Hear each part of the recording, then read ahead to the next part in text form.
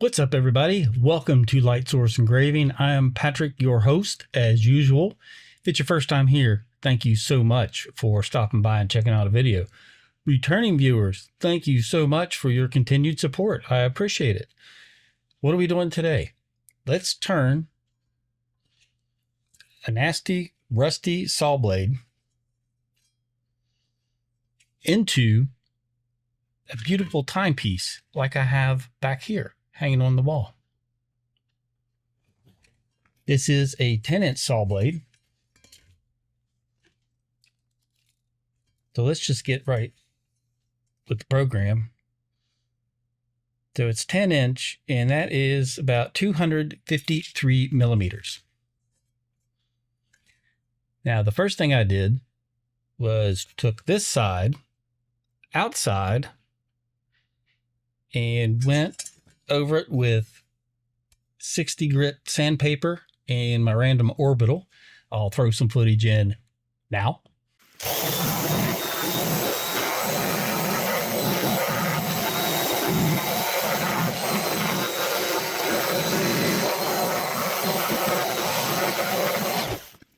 And now that we have our measurement, we're going to be putting this on under the 120 watt GPT. So the settings I share are going to be for a 120 watt fiber laser with a 300 millimeter lens. 120 watt, 300 millimeter. Most of you probably don't have that, so you're just going to have to adjust the settings to your laser. Sorry, I can't give you settings for 60 watt because I ran this project on the 120, but here we go. All right, the first part of the project is very simple. I have a 253 millimeter circle. And what I'm going to do with this circle is use it to clean the saw blade and prep it for adding the collar to it. And how I'm going to prep that is with this setting here. Since I'm using a 300 millimeter lens, I'm going to use a wider line interval. So I'm going to use 0.05. For some reason it's at 0.520, but 0.05. Q pulse of 500, frequency of 80, because that is the frequency at which I get max power out of my fiber laser. You can determine that by dividing the wattage by the max peak pulse. So this is a 120 watt, divide that by 1.5 and I get 80. And then I'm going to be running a speed of 4,000 and power of 45, and we'll take a look at it after this is finished. I'm going to run 4 passes, and those are going to, it doesn't matter what scan angle it starts at as long as it's on auto rotate and an odd number here, so 37 is what I have. And we'll just frame this and get it ready to run. All right, you can see I have the saw blade underneath the laser here, and I like to use a 1/4 inch slab of aluminum. That way I can just let the laser fall off the blade onto the base of the aluminum. As you can see, I've done several saw blades, cleaned them up, and that is what I normally do. So let's frame this and get it lined up. All right, did you see that small circle there? Well, that's because I'm still at my 200 millimeter lens focal distance, so let me adjust that and we'll get it to the right size. Now we're focused. Now let's frame it. Hey, we're at the proper size. All right, I need to make my circle just a little bit bigger. Just hitting the outside of all those teeth, and we look pretty good. And let's prepare some music and we will fast forward through this for you. But here we go.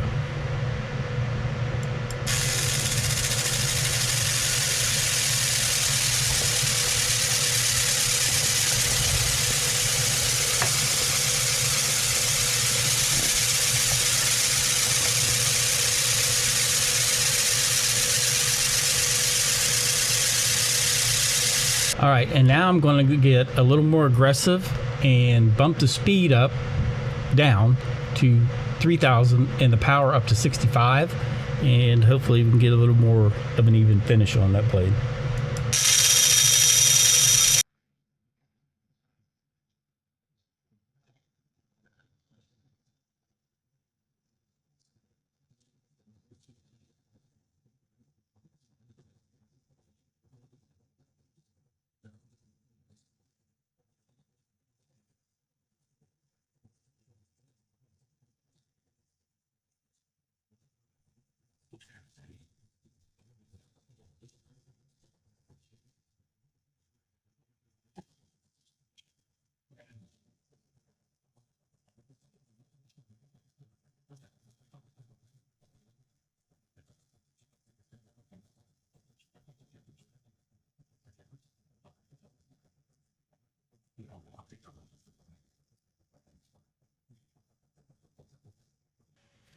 All right, that's looking pretty good.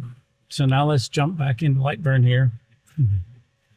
And I'm going to start by running just the blue and see what kind of blue I get out of this setting. Each blade is different, so you never know. Sometimes I have to run this twice to get the blue that I'm looking for, a nice bright blue. So let's take a look at it. It's a speed of 3,000, power of 45, frequency of 200, Q pulse of 20. And this runs one pass, so it might need a second, might need a third, but we will see. Let's just go ahead and run it and see what happens.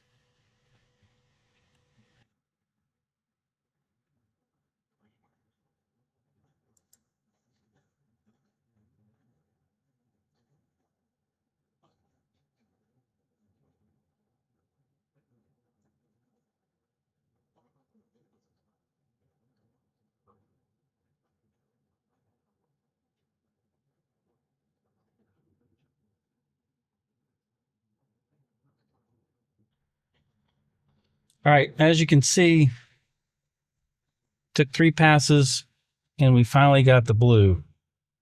There, now you can see that blue. That looks really good.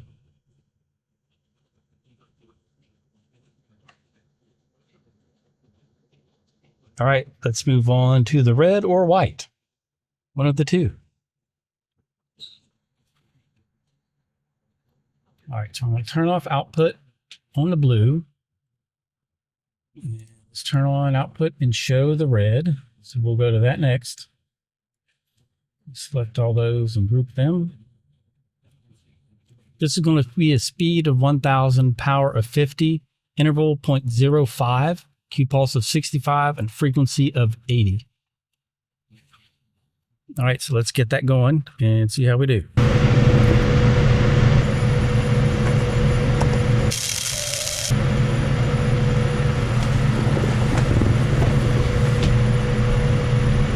That initial setting was way too much heat and it turned it blue for this particular piece of steel. So what I'm going to do is create a copy of that in Lightburn. Just doing a Control D. I'm going to change it to a layer that I don't have anything assigned. So let's go with 15. I'm going to put output. And I'm going to hide this layer. I'm not going to output, and I want to show it. I only want to select this piece here. And what I'm going to do is change it to my, let's see, white setting, which actually is layer 24. So I want to make that 24.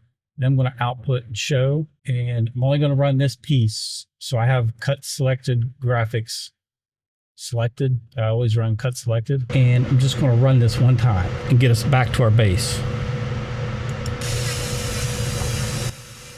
At least close to it. Might take a couple times.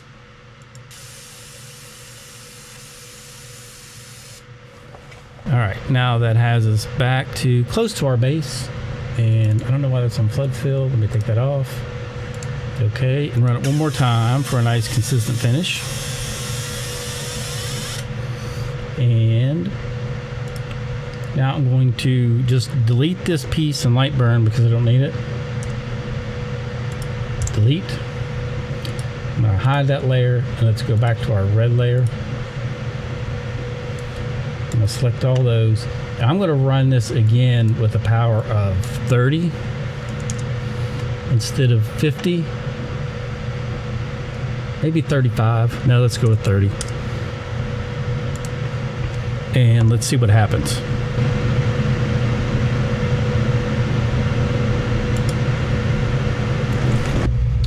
All right, as you can see, it definitely brought some different shades, and this is why I don't like to go higher than like a 60 or 80 grit sandpaper, because I like the texture that's left behind from old Rusty Sawblade, because it gives it a cool look if you don't totally blast it away. But this is starting to get some hints of red in it. I'm going to run it one more time. There's a better view.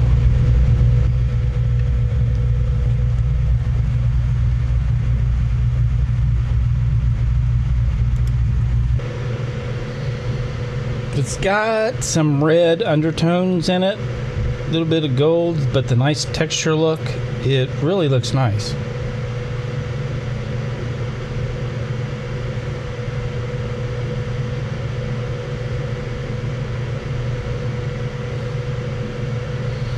So we're going to go with that and move on to the white. So let's hide this layer, turn off output and show. All right, there's the white layer. I'll group this together. This is running a speed of 4,000, power 75, frequency of 100, Q pulse of 200, line interval of 0.06. So we're going to run 2 passes and hopefully get a nice white.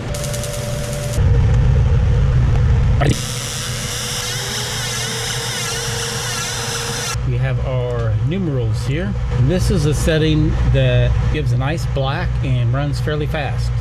So it's a speed of 1500, power 45, frequency of 200, Q pulse of 90, line interval is 0.008, and I'll probably let it run 4 passes just to get a nice consistent shade. That way it is able to cover up the other shades beneath it. So I'm going to start off with 2 passes, and then if I need 2 more, I'll just run it again.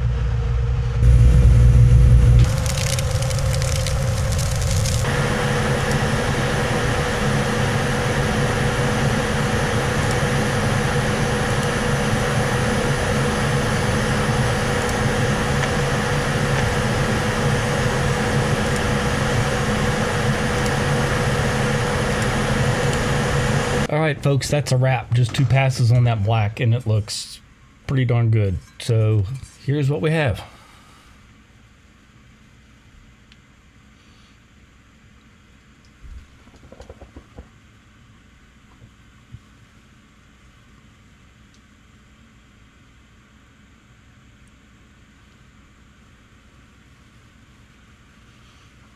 Very happy with how the white turned out. It's hard to get a red on these, but that has some red undertones and a little bit of bronze, and then the texture looks really nice. The white pops and the black looks good. So this will be easily readable. And it matches the one in the back pretty well. So let me know what you think. So this hole in the saw blade is not going to be the right dimension that you can just stick a clock movement in it without it moving around.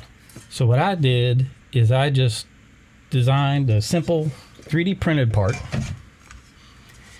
The outer diameter of the hole was the diameter of the saw blade hole.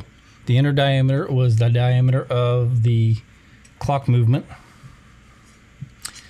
And then I just expanded it outward a little bit so it had a nice solid base, and then put the clock movement in there, and it is working great.